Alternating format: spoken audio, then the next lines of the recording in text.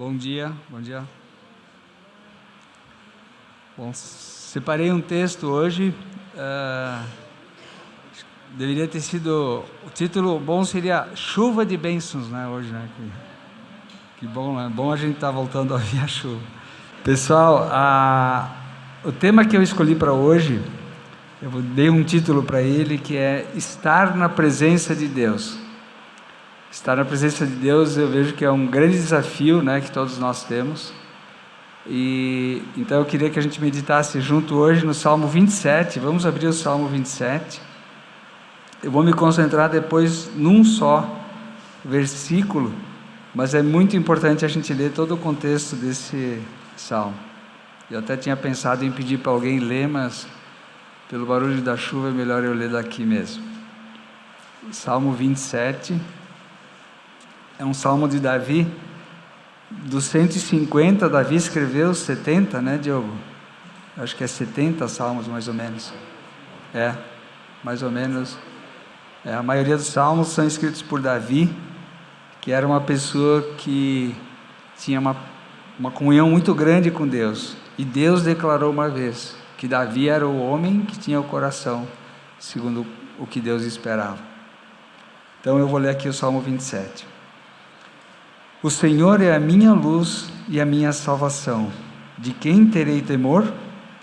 O Senhor é o meu forte refúgio. De quem terei medo?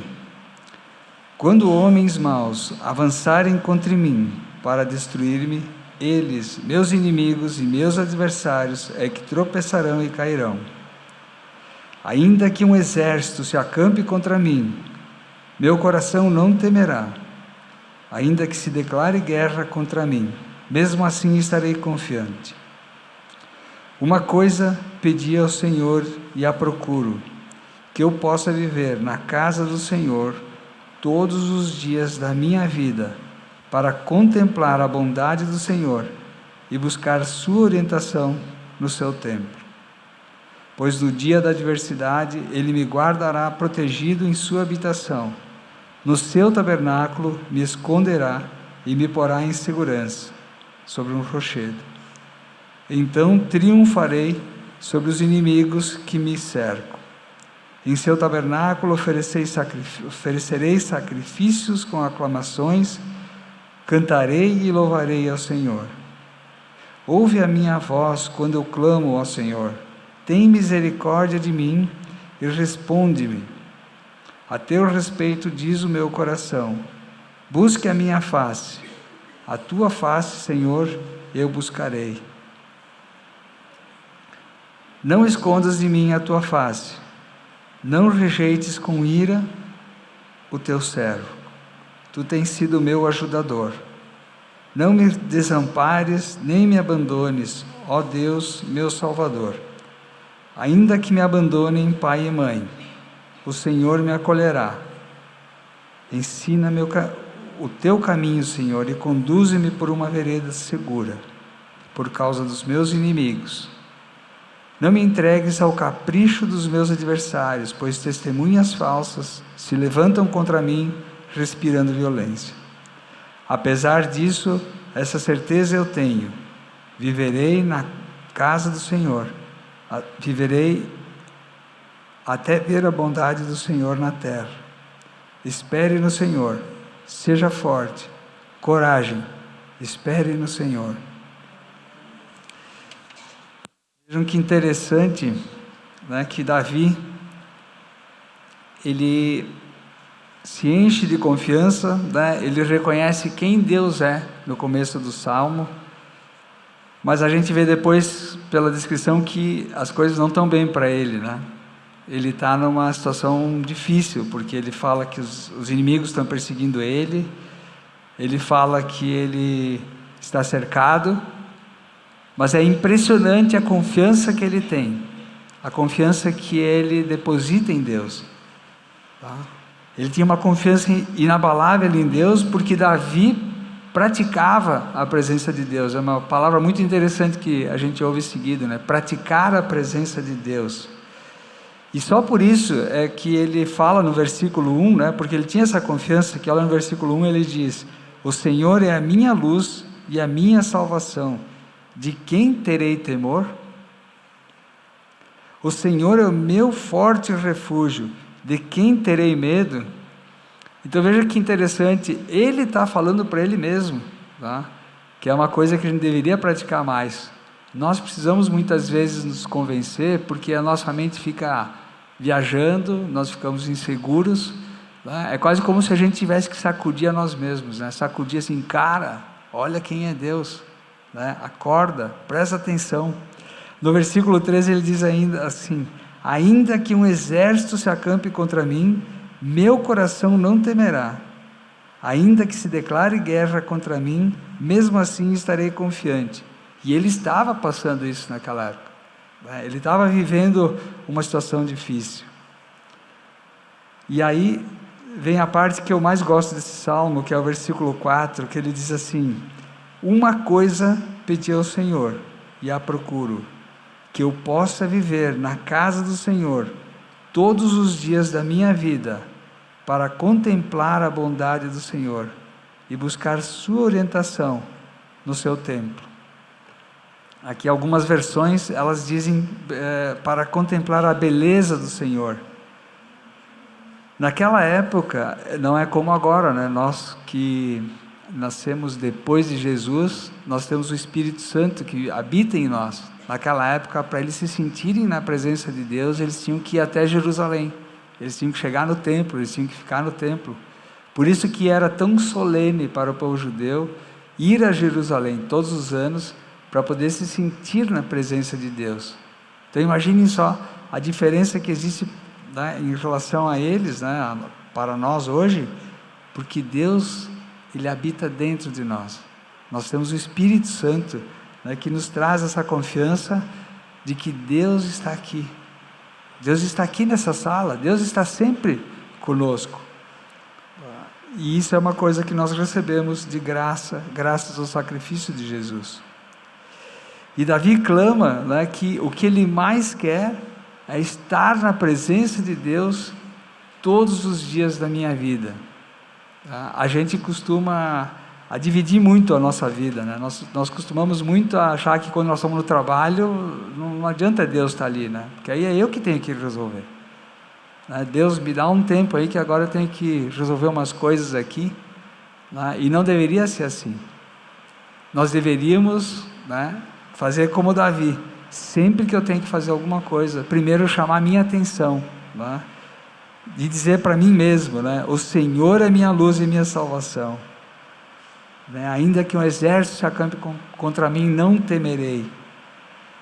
E por que ele disse que queria estar na presença do Senhor, né? Aqui no versículo 4, ele diz assim: queria estar todos os dias para contemplar a bondade do Senhor e buscar a sua orientação. Quando ele fala em contemplar, né, nós temos que imaginar que eu vou respeitar uma pessoa quanto mais eu conhecer ela. Eu vou dar valor para alguma coisa quanto mais profundamente eu conhecer ela. Então, quanto mais nós conhecermos a Deus, quem Ele é, mais nós vamos nos impressionar, mais nós vamos saber quem nós somos, e que nós dependemos muito dEle. Mas nós vamos saber que Ele é um Deus que faz maravilhas. Quando a gente imaginar que Ele criou tudo, que Ele criou a perfeição do universo. Hoje de manhã eu peguei no sítio ontem um romã, né, e eu quebrei o romã e eu estava dizendo para Maria Teresa, quando eu estava pensando no estudo, eu disse para ela: pá, o dia que eu chegar no céu, uma das coisas eu vou dizer: Deus, como é que essa coisa tão maravilhosa que lá dentro cresce aquele gominho saboroso com aquelas camadas, né? Aí eu pensei: não, Deus está aqui, tá? Aí eu olhei para ele e disse: Deus, Tu é maravilhoso fazer uma fruta tão incrível como essa. E quanto mais tu vai exercitando de lembrar quem é Deus, mais a gente vai ficando tocado e dizer assim: gente, que coisa maravilhosa. É maravilhoso saber que Ele é majestoso, que Ele é o Todo-Poderoso e, acima de tudo, que Ele é o Pai amoroso. Com essa sensação, né, a gente pode pensar que Deus, com tudo isso, com tudo que Ele é, Ele me conhece e Ele sabe tudo sobre mim. Vamos imaginar assim, quem é a pessoa mais importante que tu conhece na vida, ou vamos imaginar uma pessoa super importante. Queria falar do presidente da República, mas não é bom momento, né? A gente fala isso já uns pensos, já que o cara está falando de política, né? Mas vamos imaginar assim a pessoa mais importante que existe na face da Terra hoje. Uns podem dizer que pode ser lá o Bill Gates, outros podem dizer sei lá quem. Mas imagina assim uma pessoa muito poderosa mesmo.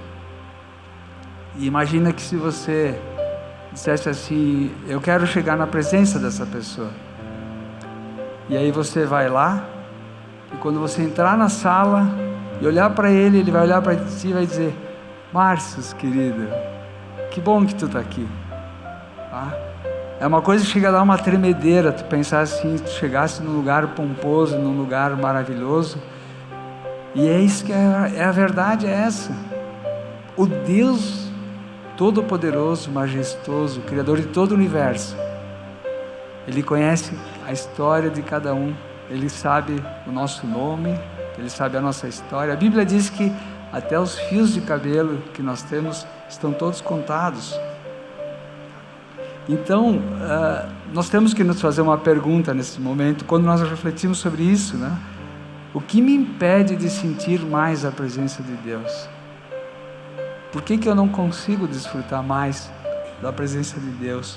Por que me falta a sede de estar na presença de Deus como Davi tinha? Davi vivia o tempo inteiro falando isso. O que eu preciso para ser como Davi? Acho que a resposta ela pode ser porque a gente acha que estar na presença de Deus talvez seja uma coisa, uma emoção, tá? Muitas vezes a gente deve pensar assim, quando eu leio um devocional, né, quantas vezes Deus fala conosco num devocional e a gente fica emocionado, né? Essa emoção passa. Então a gente acha que estar na presença de Deus é só naquele momento.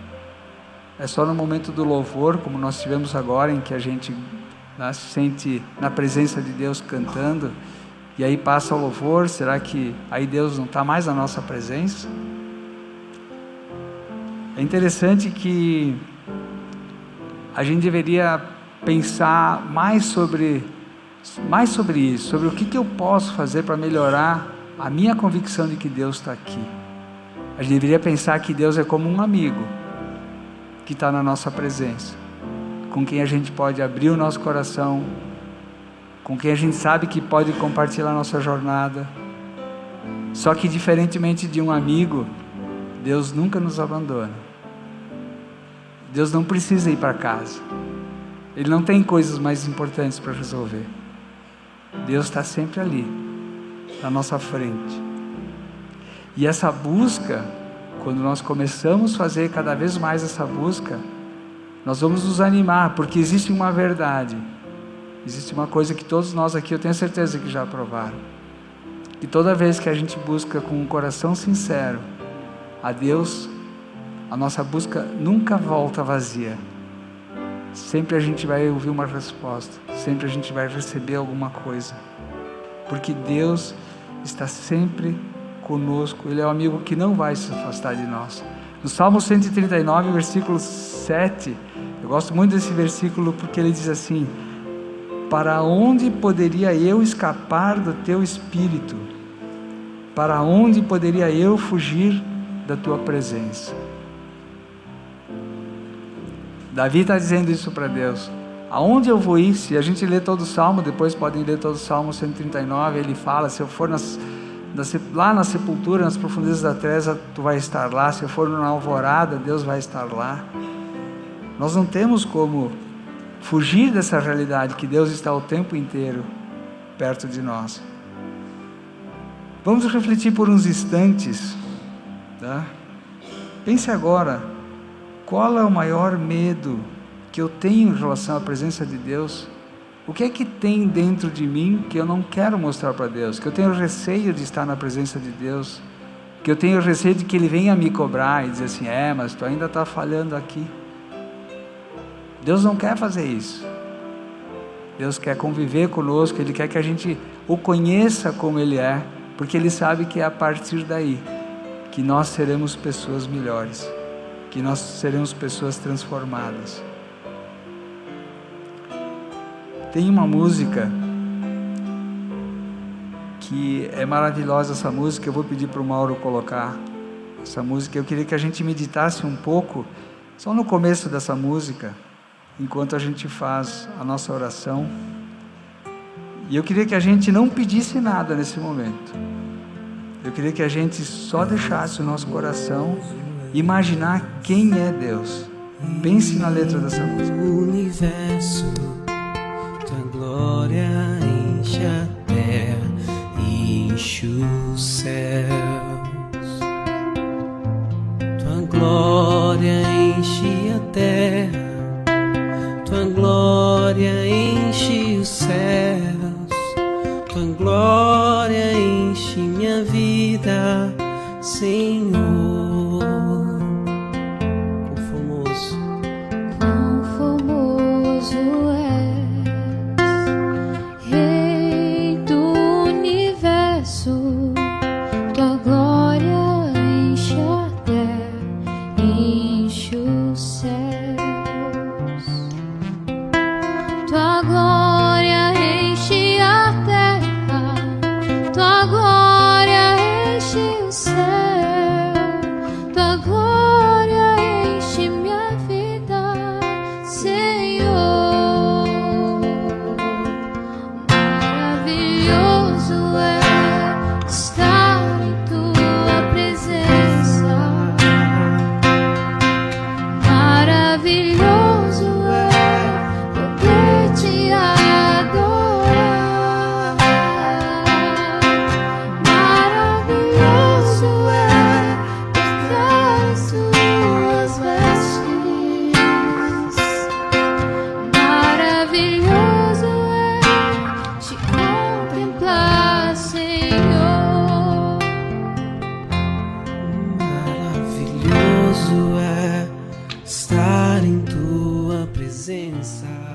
Senhor Deus, nós queremos te agradecer, Pai, pelo que Tu és e por nos amar, Senhor, sem merecermos. Nos amar, Senhor, apesar de todas as nossas falhas. Queremos, Senhor, reconhecer que não há outro igual a Ti, que não há onde nós podemos ir buscar nosso consolo, a nossa força, Senhor, senão em Ti. Obrigado, Pai, porque Tu tens nos dado a Tua palavra através da Bíblia, Senhor, acessível a nós, para que a gente possa se conectar a Ti, Senhor, e reforçar a nossa confiança lendo as palavras de Davi, que foram escritas há 2.000 e quase 3.000 anos atrás, e o Senhor fez questão de mantê-las, Senhor, fiéis, para que chegassem até nós, aqui, Senhor, hoje, nesse dia, nesse momento de ceia, Senhor, para que a gente pudesse não perder de vista quem Tu és. Obrigado, Pai, obrigado pela transformação que o Senhor fez, está fazendo na vida de cada um de nós que está aqui hoje, por tudo que o Senhor tem preparado, Senhor, para cada um de nós. Que saibamos Te dar, Senhor, o valor que só a Ti é devido. Obrigado, Deus. Obrigado, Senhor. Te louvamos e Te agradecemos em nome de Jesus. Amém.